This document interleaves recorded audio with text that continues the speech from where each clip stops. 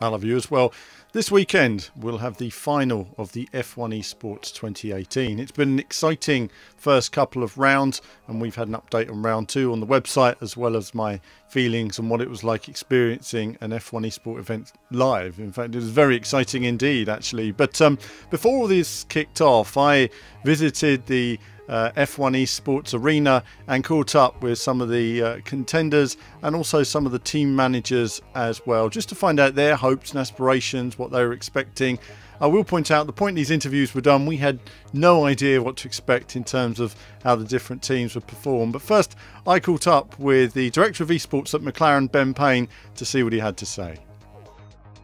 Okay, viewers, so now I'm joined by Ben Payne from McLaren. Ben, thanks for your time today.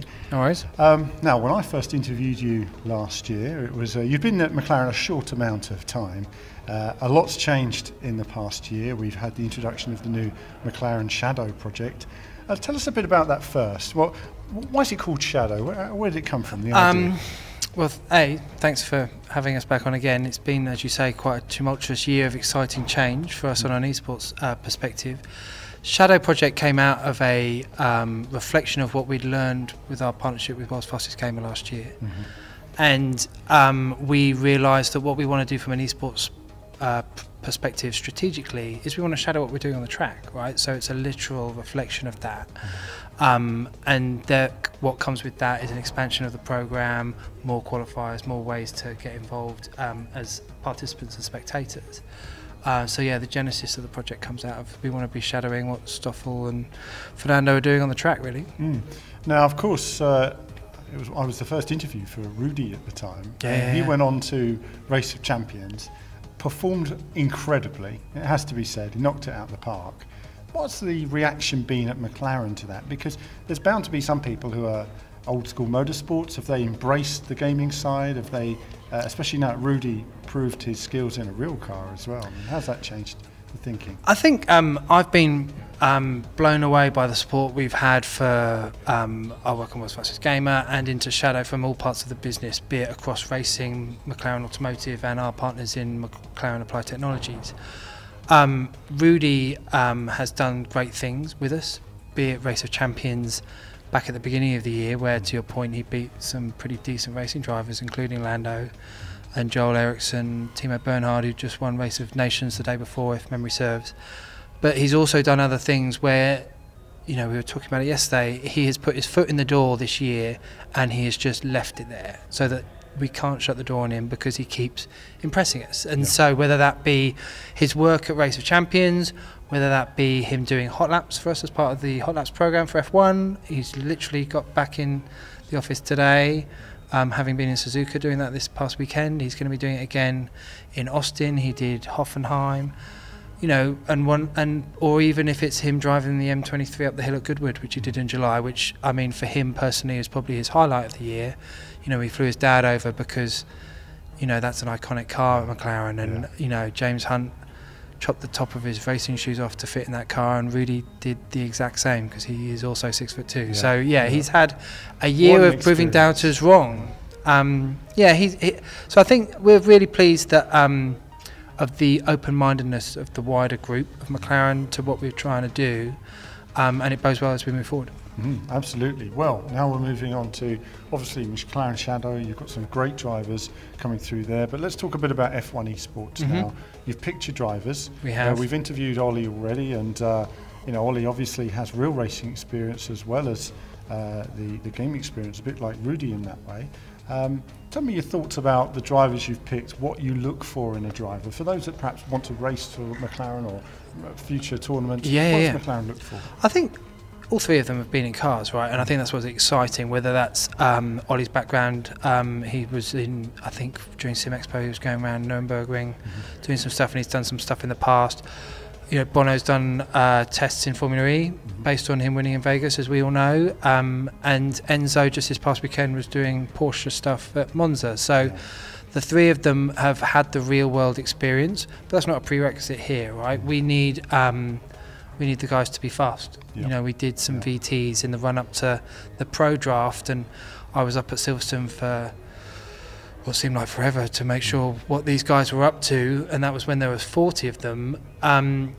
they need to be fast, they need to be consistent, and they need to work as a team. And that's the change from last year, right? We're moving from an individual race to 2 guys wearing the badge, and we've been working very hard in the run up to tomorrow for that first race day to make sure that the guys have good race pace, have all the materials at their disposal from a hardware perspective. You know, we use different kit in Shadow to what we're using here, so it's making sure we're ready for that.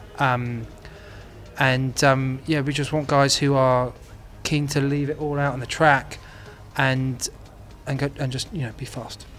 Absolutely. Well, it's certainly a competitive field out there, it has to be said. I mean, and your drivers, you know, you look for guys who are team players, who are, you know, they're quick, physically in good shape, have some knowledge of a race car, perhaps do some karting. It's good advice to do some karting, get some idea of tyre temperatures and feel of a car.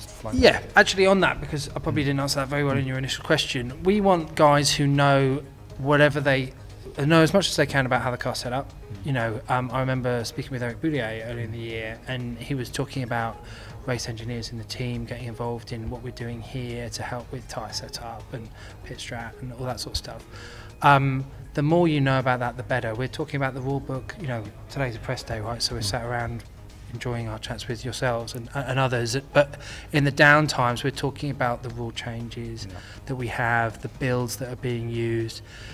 It's being meticulous about it, because you can't ask the question after the lights go green on that first race. We have 10 races in this series, and we've been saying to the guys, you know, if you've got things you need to let us know as soon as possible. So it's about that openness as well, of going, I need this for me to be able to perform, and they've been great in that perspective. Well, certainly now we're looking forward to the event itself. Got your team, everything set up. What are your thoughts about the F1 Esports event? How do you think you'll get on? You just don't know, do you? It's a mystery. No, and it's an interesting day because we haven't seen these guys since Pro Draft, right? And that was fanfare and throwing caps at people, and we were chuffed with Ollie. I was amazed he didn't get picked before. I mean, we were 8th pick, right? So we were astonished he hadn't been picked sooner. So we got our #1 pick. all the other teams have gone away, and it's all very secretive at this point. No one's mentioning lap times, race strat. Some of the teams haven't even announced who their drivers are going to be for tomorrow yet. You know, there's an opportunity to change that over the course of the 3 races. I just want it to be a good spectacle for the guys and gals who are at home, because this is a new opportunity for, or second year opportunity for fans of F1 to get involved and cheer their team. And I think what Formula One and Codemasters and Gfinity are doing is trying to expand that, and we're supportive of that. And let's see how we get on tomorrow, and then we have 2 other dates that we have the remaining 7 races. I think we're all just itching to go race, right? Let's talk about lap times and pit manoeuvres, and you know who crosses, you know, that line first. The pressure, the time for talking is over, and now it's time for action. Yeah. Nearly time for action. And I think what's going to be interesting is the one thing I felt at the Pro Draft was the tension in the room.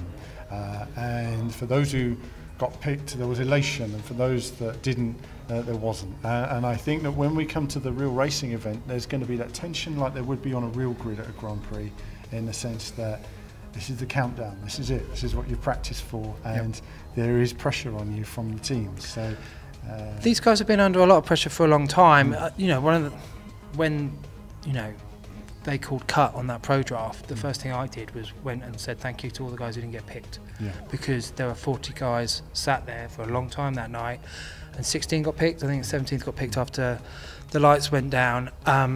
But you know, their journeys, they thought were over, and I was like, keep racing, our paths will cross, we have Shadow where there's opportunity for those guys to get involved and what have you. This isn't ending on November 15th, whenever that final race is, 16th. This will happen next year, and there's opportunities to get involved. In terms of pressure, it's fascinating to see how the different guys deal with the pressure within the team, right? You know, you've got Ollie who's flossing, and Mr. Chirpy with his emoji cushion that he's using tomorrow, and then you've got Bono, who's traditionally the Iceman, and you've got Enzo, who's, you know, not down to race tomorrow, who's itching to get out there. I mean, he's arguably the fastest guy in the field. It's just, you know, how the race-off went yesterday. We've got 3 really strong drivers, and there's pressure within the 3 of them. So God knows what it's like when you expand that number to 18, right? is going to be great, and we're looking forward to it. And Willis and Ben, thanks for your time today, and wishing you the best of luck at the F1 Esports. Thanks very much. Brilliant. Cheers. So a big thanks to Ben for his time there, and of course for McLaren, it's been sort of ups and downs, hasn't it, in terms of the start of the championship.